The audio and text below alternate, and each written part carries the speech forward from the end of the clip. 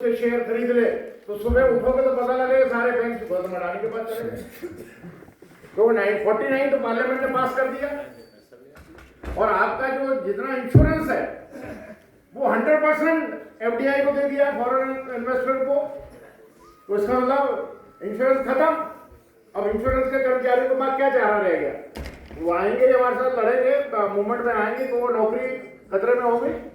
Bank के साथी तो लड़ाकू हैं, पहले भी लड़ते थे, इंश्योरेंस वाले भी लड़ते थे, परंतु अभी तो जितने प्राइवेट बैंक हैं हमारे देश का 85 लाख करोड़ रुपया पब्लिक का डोमेस्टिक सेविंग उनके पास है, उसमें सब में विदेशी बैंक आ गए। हमारी डोमेस्टिक सेविंग में सब विदेशी बैंक ले जाएंगे। हमारी एयरलाइन हिंदुस्तान की एक भी नहीं है, एयर इंडिया टाटा ले गया। अब हमारे देश में कौन सी जगह से कहां से रास्ता है किसी को पूछने की जरूरत थोड़ी है, क्योंकि विदेशी एयरलाइन भी तो घूम रही है हमारे देश में। और रातों रात 8 एयरपोर्ट जिसको पब्लिक टैक्स पेयर का पैसा लगा के अपग्रेड करके अंतरराष्ट्रीय लेवल पर गौतम अडानी को दे दिए। अब गौतम अडानी को कभी आधे घंटे का भी उसको एक्सपीरियंस नहीं था, वो तो अपना पोर्ट एंड डॉक का सारा, परंतु उसको 8 एयरपोर्ट का आप जब भी कहीं उनके एयरपोर्ट पर उतरे वहां पर आपको नजर आएंगे अडानी एयरपोर्ट वेलकम करते हुए। तो हालात बहुत गंभीर हैं, इसको हमारे साथी अभी कुछ जो है उसको लाइटली ले रहे हैं। अभी क्योंकि ये हमारे 10 मजदूर संगठनों का संगठन और फ्री इंडिपेंडेंट फेडरेशन हमारे साथ जो है, ये कोई आज से तो हम नहीं इकट्ठे काम कर रहे हैं, मजबूरी है क्योंकि अलग रह के हम इस ऐसी गवर्नमेंट पूंजीपति की गवर्नमेंट से नहीं लड़ पाए। हमारे को एकता मजबूत करनी ही पड़ेगी। हम 15 साल से एक मंच पर हैं और पहले तो बीएमएस वाले भी हमारे साथ में थे, परंतु जब से उनकी गवर्नमेंट आई 2014 से उनको आदेश आ गए नागपुर से, वो छोड़ के चले गए। और अभी वो अंदरूनी बोलते हैं कि हम सरकार की नीतियों के खिलाफ हैं, परंतु जैसा आदेश है उसके आदेश के हिसाब से कहते हैं हम स्वागत भी करते हैं सारी चीजों का। उन्होंने स्वागत भी किया इनका। अभी 4 करोड़ जो है हम सोच रहे थे लागू नहीं होंगे, तो ये गलतफहमी थी। जब सरकार ने 4 करोड़ ले आए हैं, पार्लियामेंट से अप्रूव करा लिए हैं, तो उसको वापस करने के लिए हम सोचते रहे कि नहीं वापस कर लेंगे, वो एक छोटी मोटी लड़ाई से तो वापस होंगे नहीं, एक दिन की लड़ाई से। आपने किसानों के 3 बिल आए थे, उन 3 बिलों को सरकार ने कैसे वापस लिया आपके सामने ही है ना। हिंदुस्तान ने हिस्ट्री बनाई, किसानों ने जो अन्नदाता हैं वो 1 साल से ज्यादा दिल्ली बॉर्डर पर अपने धरने रख के बैठे, वो दिल्ली में ना आ जाए। रास्ते में इतने बड़ी बड़ी सड़कें खोदी थी, 20-20 फुट गहरे गड्ढे खोदे थे अपने देश के नागरिक को दिल्ली ना आने की वजह से, परंतु उन्होंने उसको कुछ ही घंटों में भर दिया। गड्ढे खोदने में किसानों ने कुछ ही घंटों में भर दिया और उसी को ऊपर से ट्रैक्टर ट्रॉली निकल के आए और उनको बॉर्डर पर हमारे ही देश में दिल्ली बॉर्डर के ऊपर इतने जबरदस्त बैरिकेड लगा दिए कि जैसे पाकिस्तान का बॉर्डर होता है।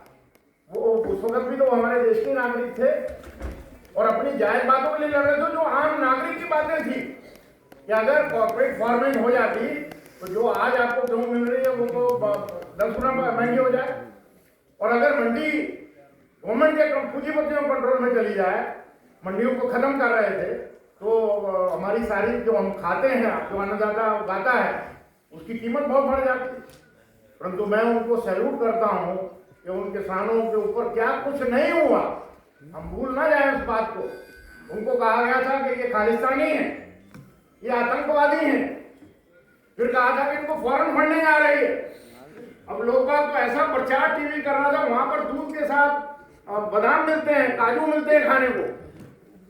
वो जो सर्दी के अंदर 2 साल के बच्चे से लेकर 100 साल का बुजुर्ग बैठा हुआ था, नौजवान तो थे ही थे।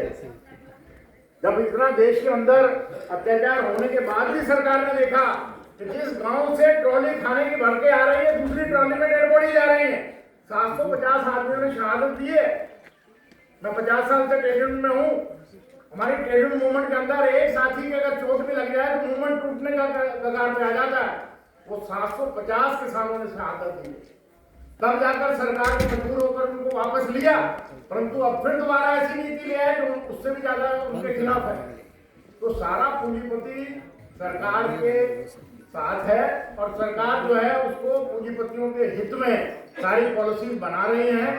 और मुझे पूरा यकीन है कि ये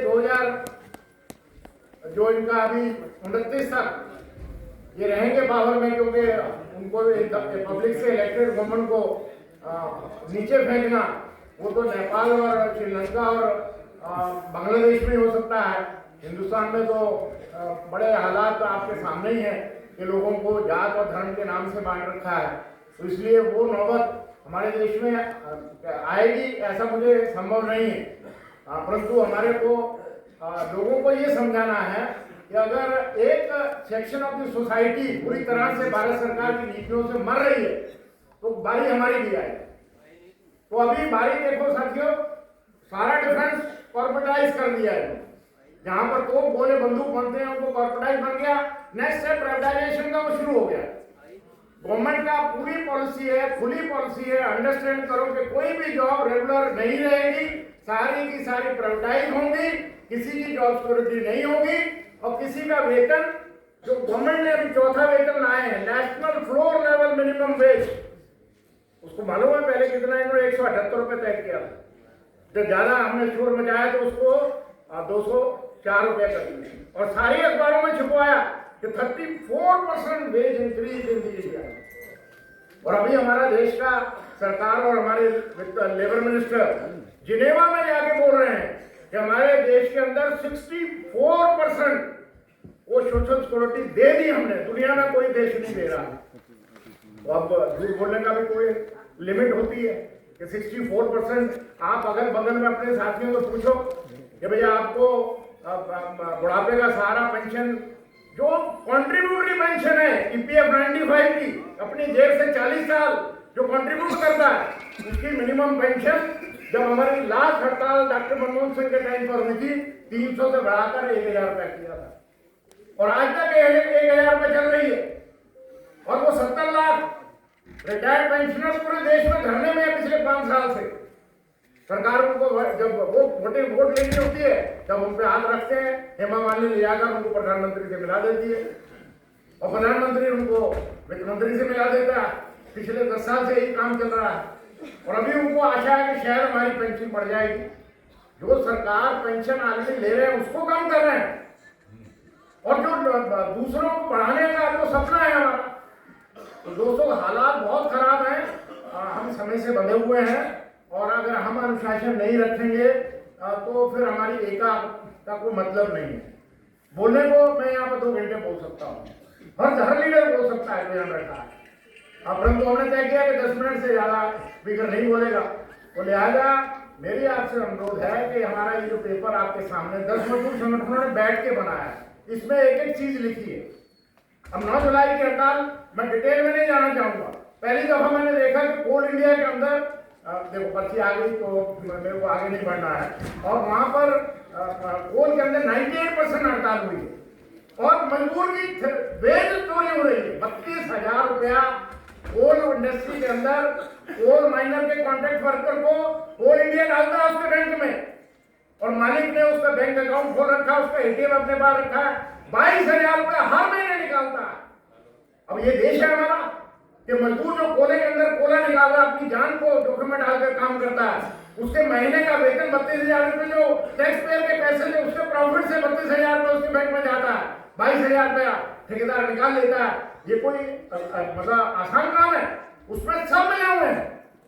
जो इलीगल माइनिंग हो रही है, लोगों के कुत्ते को अभी पीछे सुप्रीम कोर्ट ने ऑर्डर इशू कर दिया था जो काट रहे थे कि इनको पकड़ो, इनको लेके जाके कहीं और इनका विलेज बनाओ। प्रभु आदमी इंसान मर रहा है हिंदुस्तान का। अगर कोल की चोरी हो रही है डेली टनों का टन, क्विंटलों के क्विंटल ट्रकों में और आदमी कोल माइन में धंस जाता है तो उसके ऊपर मिट्टी डाल देते हैं, गिनती भी नहीं उनकी होती कि कितने आदमी मर गए। ये हिंदुस्तान है हमारा। ये हम 75 साल पूरे कर रहे हैं और देश को कह रहे हैं कि हमारी तीसरी अर्थव्यवस्था बनने जा रही है। 80 करोड़ को मुफ्त राशन दे रहे हैं खाने के लिए, खाते रहो 5 किलो। बच्चे कैसे पढ़ेंगे, कैसे उनके मकान बनेंगे, कैसे उनके परिवार फलेगा? ये कोई हमारा देश जो है हम अमेरिका के बराबर उसकी नकल करेंगे? तो साथियों अंदर बाहर विदेश का बहन अमरजीत ने पहले बोल दिया, समय का देखते हुए पर सम्मान करता हूं। मेरी आपसे अपील ये है कि आने वाले समय में जो हमने तय किया है कि 12 फरवरी को देश में मुकम्मल हड़ताल होगी। हमारा प्रयास बनता है जितने हमारे वाले लीडर बैठे हैं वो एक एक को कांटेक्ट करें। इसमें कोई भी ऐसा सेक्टर खाली नहीं रहना चाहिए जिससे हम किसानों का नकल तो नहीं कर सकते, परंतु कम से कम इतना झटका सरकार को जरूर दे दें कि अगर ये कोड के रूल जो आपने बनाए हैं 1 अप्रैल से आपने कहा है लागू होंगे, अगर आपने लागू किया तो देश के अंदर अशांति हो जाएगी और सरकार को उसका भुगतान देना पड़ेगा। इन्हीं शब्दों के साथ मैं अपनी बात को खत्म करता हुआ देश के अपने साथियों से मैं नारे की अपील करता हूँ। मुट्ठी बंद करके नारा आना चाहिए, दुनिया भर के मेहनत कशो एक हो, एक हो, जो जुल्म की टक्कर में संघर्ष हमारा नारा है।